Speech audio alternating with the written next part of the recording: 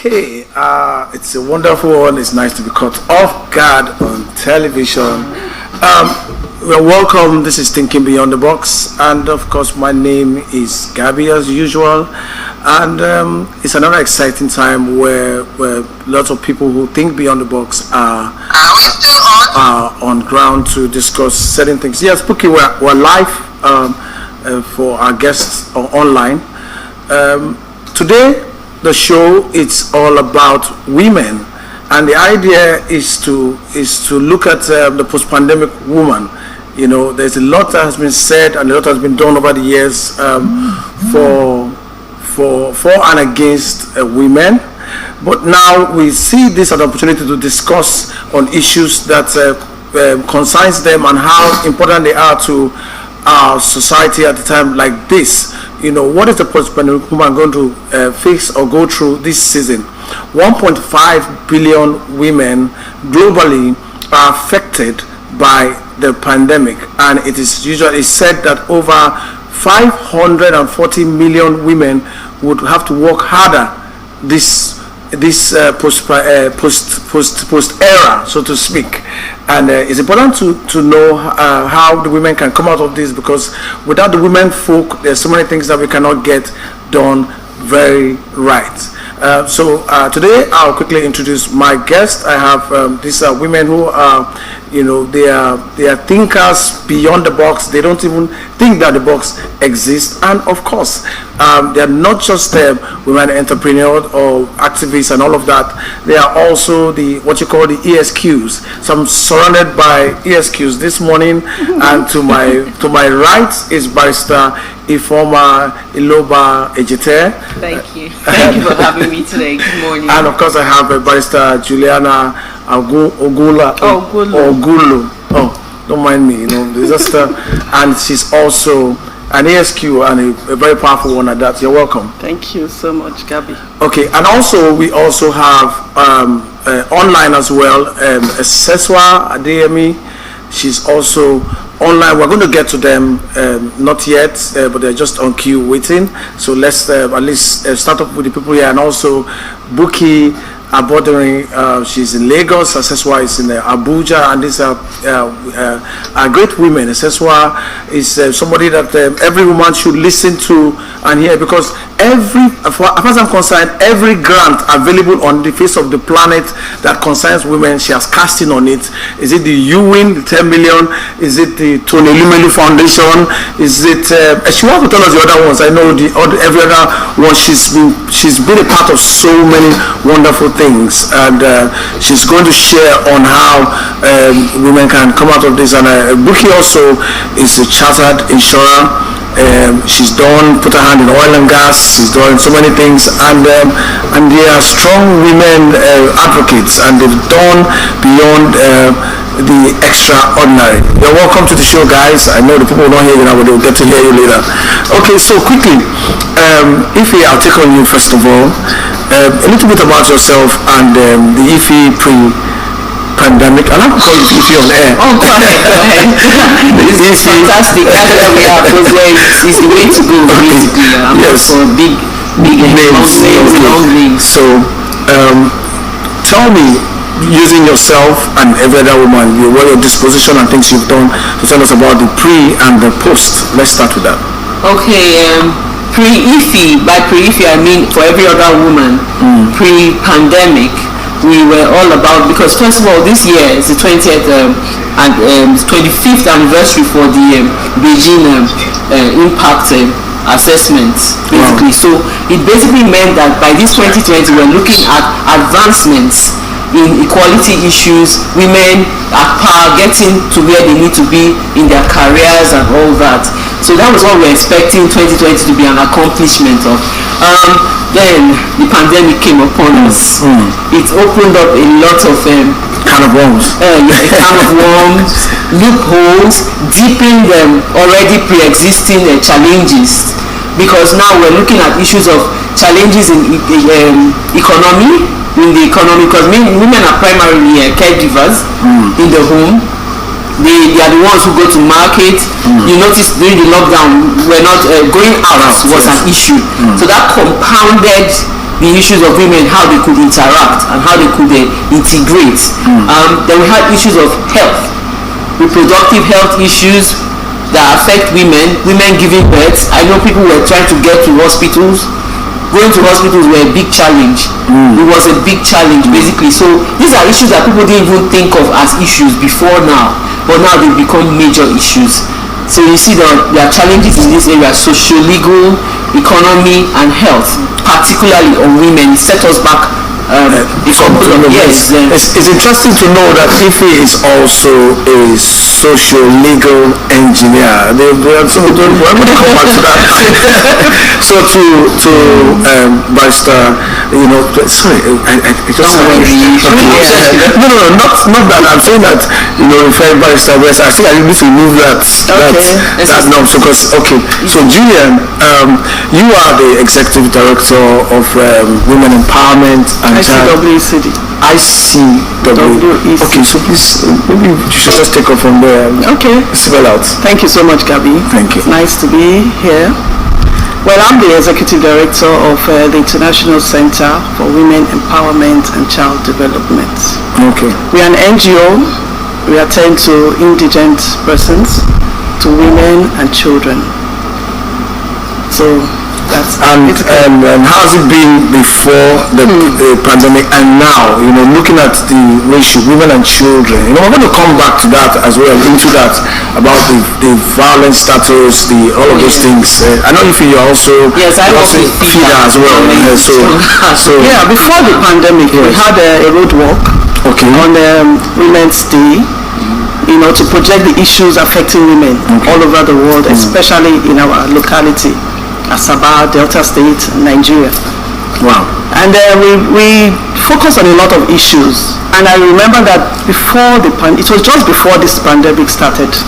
We didn't have too many issues of domestic violence and women coming to report to us at that time. But right after the pandemic, I've had so many cases. Women are coming to our office every day to report cases of domestic violence, abandonment of women, abandonment of children. Wow. A lot of things are happening. We are having cases of sexual assaults, rape. And this is really unfortunate. Before the pandemic, this year I don't think we had any such reports.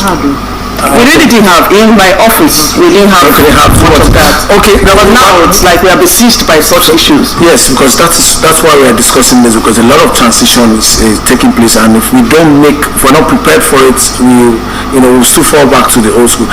Now, straight, we'll go to Abuja right away to talk to Eseswa Adeyemi.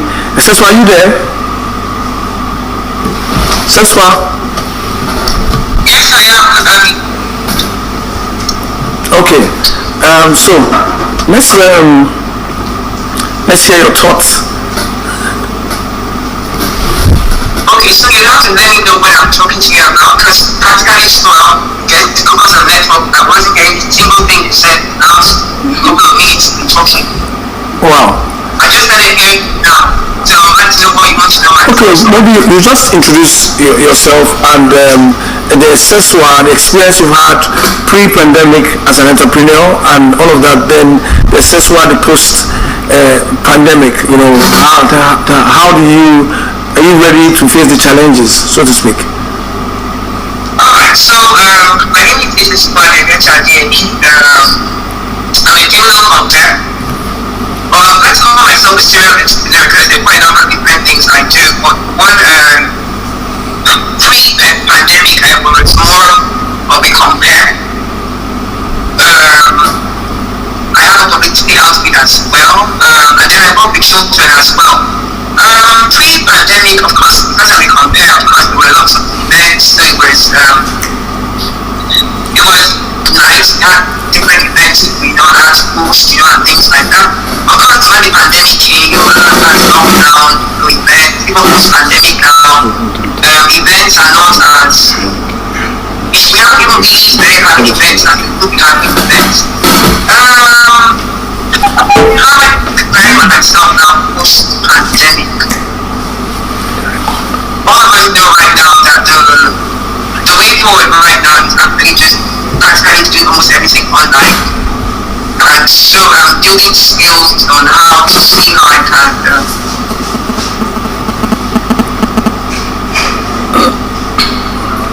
I'll be able to have an online presence. Now, the only thing that really big difficult with that is that when it comes to services, there's really big difficult selling services online. For instance, people like Junior, which they can compare, which mostly we call an MC here in Nigeria. You can imagine how many people it would be for me to say I'm offering maybe a birthday party online. So I have to look for other services that I can actually put in line as you compare, and I will be able to sell online. So how's it been so far? Like I said, what I'm doing this period has been more of like trying to build skills, trying to learn new things technologically, because whether we like it or not, even when COVID is over, the way business is now, it's not going to go back to how it was before. It's evolving. So I'm learning new skills, like I said, how to be more tech savvy, and things like that. It's not really been easy, but like I said, you have to start thinking out of the box, and thinking of other. So one thing I know when I was a business focus as an entrepreneur, you actually cannot just have only one source of income. So what I'm doing right now is trying my best to look at always start thinking of other sources of income that would at least help me out and compare. Okay, that's a very interesting one. We seem to have lost Buki. Buki, are you there? Let's see what Buki has to say. Well, let's get over back to Lagos. Buki, can you hear us? Okay, while we wait for Buki to come back on, it's interesting what she said. As an entrepreneur, let's even delve in a little bit. She's taking us that road. So, for your entrepreneurial skills, how have you activated it before? Basically, I saw during the lockdown, it became clear that a single source of income would not pan it. Basically, a lot of women, like I said, you see that there are now breaks, there are now measures, there are now restrictions on what your previous ways of operating are. Like Seswa also said, her job as a compere, her traditional job as a compere, has to now evolve for her to become an entrepreneur on a larger scale. Now we have events taking place online. We have Zoom interception. Of course, you can evolve into coordinating those events, basically. So you see that the way we did things before can't go on as normal. So we now have a situation where you evolve or you just be stagnant. So based on that, I looked at it. Okay, where I work and based on how I function, what would be most what kind of income what other alternate source of income can I delve into? Of course, you have online platforms and all sorts of things you can invest in, and of course there's always the go-to guy, which is agriculture. Agriculture cannot ever fail you. Wow. Basically, so and that is, you're allowed to do that. Most people you're allowed, no matter where you work, you're allowed to do that. And I know that the federal government made a lot of funds available for women to access, particularly. That's what the global positioning has been for what we are going to women under the pandemic. Wow. Because we actually saw there's a blueprint now presented by the United Nations for women in pandemic situations for the world and governments around the world.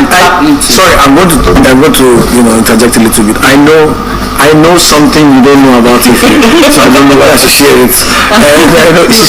She's talking about the go-to guy. I want us to stay on that because she recently just. Do you want to share that on there? I can share. It could inspire someone. Yes. So basically, I looked around and said, "Oh gosh, what do I do?" Primarily, I've just been work. My white collar and straight up. But during the pandemic, I saw that, oh gosh, the one thing that was allowed to go through, and apart from pharmaceuticals, was agricultural produce. Beautiful. That's thinking beyond the box. Must eat. No matter what, people must eat. So I and a couple of friends decided to put our resources together, whatever we could pull in, and start something, no matter how small. And so I would encourage any woman listening right now, that's the way to go. Just do what you can, because it's just at the end of the day, you just have to start. Okay. She didn't tell us that she started and she's making some reasonable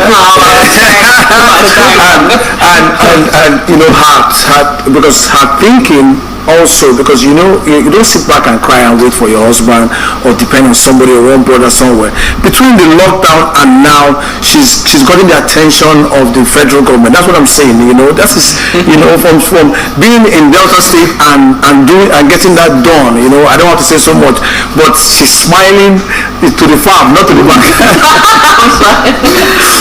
Okay. Thank you, guys. Barrister, so talking about women empowerment, so I know we started an issue on you know, an eye opener on domestic violence and all of that. Yes. We're still going to come back to that immediately, because it's important to know that the woman has to be on both sides. But concerning entrepreneurship and empowerment, you know, have women come up to you to say, this is what they are looking at to do, and how have you been able to sort that out with them? Well, that has always been an issue. A lot of women are unemployed. We know that has always been an issue in Nigeria. And some of them want to learn skills, but they don't have the funds. But I'm aware that there are a lot of programs going on right now, organized by the federal government also, giving opportunities to women to learn different skills, though most of them have not yet taken off. But before now, we always encourage women to learn skills. Not just so you can make money and earn money, but so that you can cut costs. You don't have to spend money on everything in your home. You can assist your husband by making the cakes for your children's birthday. You can assist by sewing their clothes and mending their clothes if you know how to sew. You can also learn other skills. You can become tech savvy and do other things from home. Very important. So that way you save costs at home, because right now, when we were spending 10,000 to buy food before the pandemic, yes. Right now we spend double that amount to feed your family. Okay, I think we have Buki. Buki, can you hear me? Buki? Buki, are you there? Can you hear us? Buki? Okay, so let's go to Buki, because the network did not permit you to come on. So let's. Hello? Yes. Okay. Yeah. Let's hear from you, Buki. I didn't hear the question, so I don't know what to respond to. First off, let's even know you. Let's start from there. Okay. My name is Bukola Amadori. I finished from Ahmadu Bello University, Business Administration. Shortly after I finished service, I entered the insurance industry, and I've been there ever since. But in between then, I've been doing business. I've done from petroleum products to medical supplies to agri produce, name it. Shoes, bags, you know, I've sold everything you can think of. But I'm still in the insurance industry, and I also want to be an entrepreneur one day, full time, not the part-time one. Not the part-time It's one. scary when you hear people talk about entrepreneurship, but eventually we all have to retire to something. Okay, so that's why we're putting you up now to that challenge, because we want to know moving forward, that, like you said, one day, how soon, because, and what would you advise women who are right now running like you, a chartered insurer, and you know, we want to advise them to, you know, handle certain things. You know, I know it's like your business or your area of specialization. When the COVID came up, your business was also shut down. So how did you guys survive? And how are you going to tell others whose job description does not qualify as essential? Before COVID, we know how Nigerians view insurance. The average Nigerian doesn't want to do insurance. So I would say it's tough selling insurance in Nigeria. Post-COVID has made it a bit more tougher. Because when you go and market people now, they tell you what they want is the basics, essentials, food, Medicare and all that. Insurance is the least that they want to get into. Some who are already on covers will tell you, look, I'm not renewing after the expiration of my cover.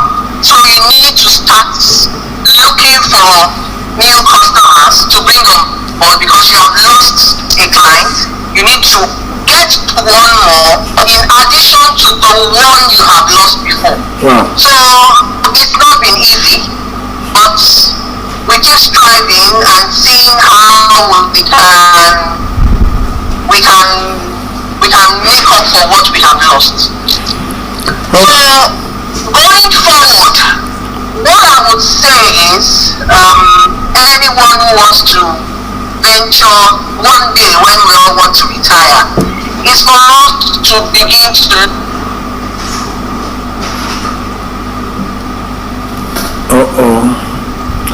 Okay, when we get back to booking, this is what we're depending on. We should also talk to the network. They should, it's post-pandemic. It's a new era. We should be doing.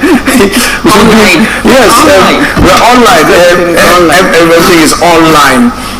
It's very interesting, and I'm very glad to still be amongst these great women who are really pushing Nigeria forward in the various areas that they're doing their thing. Shortly, we'll go for a short break, and when we come back, we'll see what the social media is also having for us. Then we'll come back and quickly wrap up the show. And of course, Robo Eunice is on standby for that. Please do stay tuned.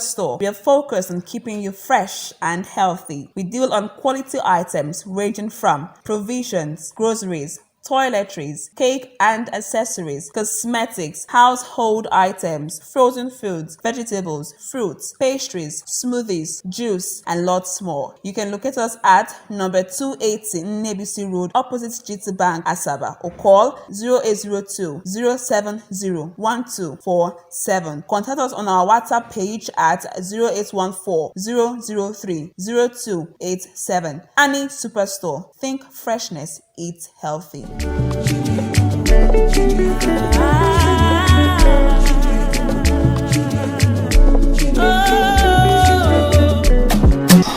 Hello, beautiful people.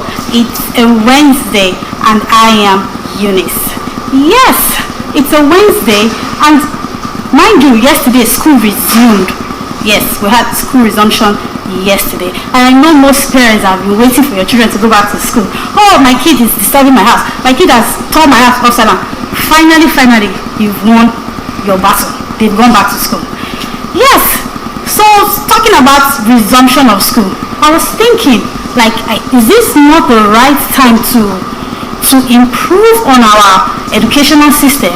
I think the need of technology should be put in a proper place for schools schools, yes, for especially our basic education. Because, of course, it shouldn't be just blackboard and chalk or whiteboard and marker. It should be more than that. I think it should be more than that. Like, we can actually put in technology into our educational system, because the Bible says that if the foundation is not right, what can the righteous do? Nothing. So I think for our basic education, we need to stir up things. We need to come up with some special technology, some special things to boost up our educational system, starting from our basic education, because it's not going to be nice. The children, they are the future of tomorrow. So if they are not well put in place, how can the future be better for tomorrow? Well, moving on next, our special daddy, Carol, yes, he has something to say to us. I saw something on the internet and I decided to share it with you people.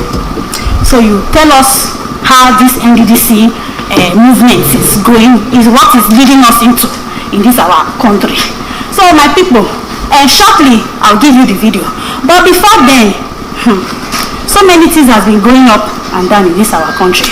From NDDC to this to that, from fraud, from theft, and on and on. How can we manage this our country? How can we manage this our country without all these our baby daddies then stealing our money? And when it's time for them to come out and justify themselves, they start pointing fingers. Is this right? My people, it's not right though. I don't think it's right. So I'm still waiting for my video to stir up and to show you people the next level of this our country based on the NDDC and the rest of them. So moving on, because I think our video is not ready. Yes, my people, you can see that NDDC and the Niger Delta. So this country, this world is not balanced. There's nothing balanced about this our world right now. It's not balanced. You see NDDC, you see now, you can see for yourself, and you can see Niger Delta. The whole thing is just turned upside down. In fact, it's making my eye to turning on you right now. So yes, very funny how NDDC that is supposed to help Niger Delta grow, but you can see it's the other way around. Well, there's nothing we can do about this anymore. There's really nothing we can do right now about this. It's just for us to buckle up our shoes. Don't depend on any of our government. Don't depend on our big daddies them. All our other at the tops they are not in the same lane with them. We are not in the same lane with them. Okay, moving on. I saw one interesting video because we are on thinking beyond the box. I can see some people, they are really thinking beyond the box. When it comes to theft, when it comes to doing evil things, people will think beyond and beyond, more than beyond the box. So the next video I'm about to show you people is a video of how a Camry that is supposed to carry 4 people at the back and just 2 people at the front. Just one person at the front. Yes, 2 people plus the driver. Yes, I'm correct, 2 people. But my people, what my eyes see, my mouth, anyway, my mouth can say it because I'm saying it already. As you can see, that's the video clip. You can help me to count how many people coming out from? And you know where this whole thing can only be seen. My people, is Libya. For real? It's Libya. It's Libya. I don't know where you are running from. Nigeria is not all that bad. Our country is not really all that bad, but it's just because of greed, because we cannot manage ourselves. So anyways, I think we'll have to end the video there. But the people that are coming out from that vehicle, they are more in the booth, so in case we didn't get those clips, but they are more in the booth that are supposed to come up. So my people, wow, this is amazing. This is really amazing. See now, they are thinking beyond the box. This is literally thinking beyond the box, because I cannot just imagine myself packed up in a booth like that, all in the name of going to abroad. God not let this abroad put us in trouble, shall we? Well. This is what is really happening in the world. You know, our social media, they will always give us the top news. They will always give us top news. Thank you very much.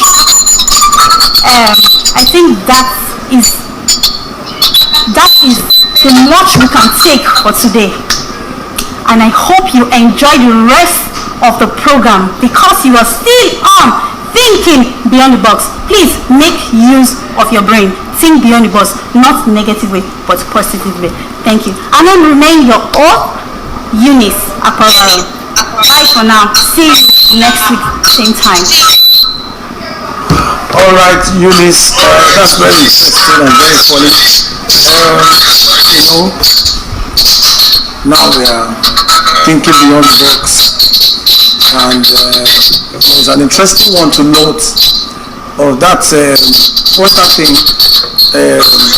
Vehicle. If you, what did you think? That was a camera. Sorry.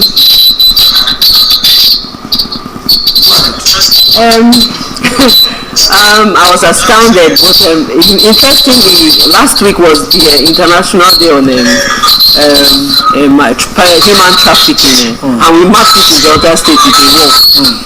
The task force was on ground with other agencies and NGOs, NAPTIP and FIDA participated also.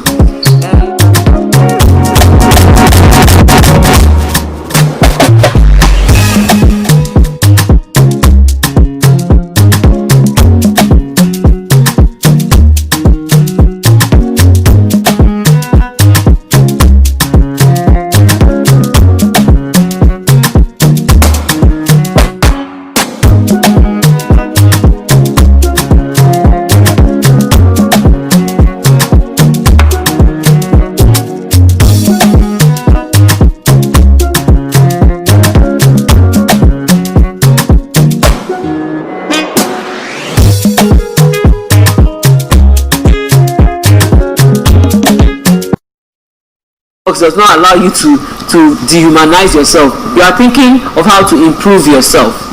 So I would encourage people who are thinking, oh, there's some greater pasture somewhere else, to look at where they are right now and make the best of what is there, what they can see, what is tangible. Like they say, half chin-chin is better than than at all, you know. So you better make of what is going on. No, half bread is better than chin-chin. Half bread is better than chin-chin.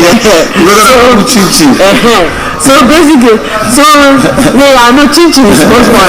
So basically, you should look at what you have on ground, because the pandemic is global. It's all around the world. So it's hard all around the world.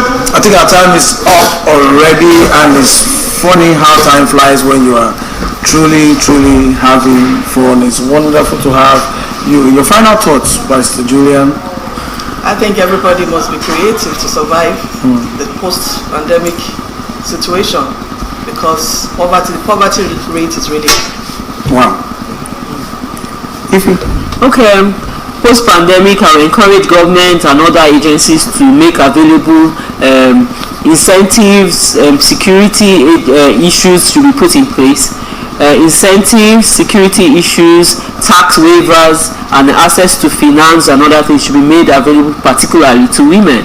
That is because they are the people that are going to be ignored in this area, and that's what the global outlook this year is going to be. Thank you. All right. I don't know, Seswa, can you still hear us? I wish you could hear us, but I know it's the network. We pray for a better Nigeria and a better network. It's been wonderful having you all on the show, and I want to appreciate everyone, management staff of DBS, and also my friends, so to my right and my left, and I would definitely want to repeat this particular episode with you guys again. So I hope when I call you again on short notice, you will be here. Pleasure, big pleasure. Okay, it's been a wonderful time. To come your way same time next week. Just stay blessed and understand that we've come to a new era, which is the post-pandemic. We have to think beyond the box to survive this. This program is also open. This particular episode is available for everyone that wants to partner with it. And remember, it was a live stream on our Facebook, Instagram, and Twitter. You can come at Gabby Okonji, that's Gabriel Okonji, or Thinking Beyond the Box with Gabby on Facebook, Twitter, whatever social media platform that you find yourself with, or the Instagram, or just there. God bless you, and do well to stay alive.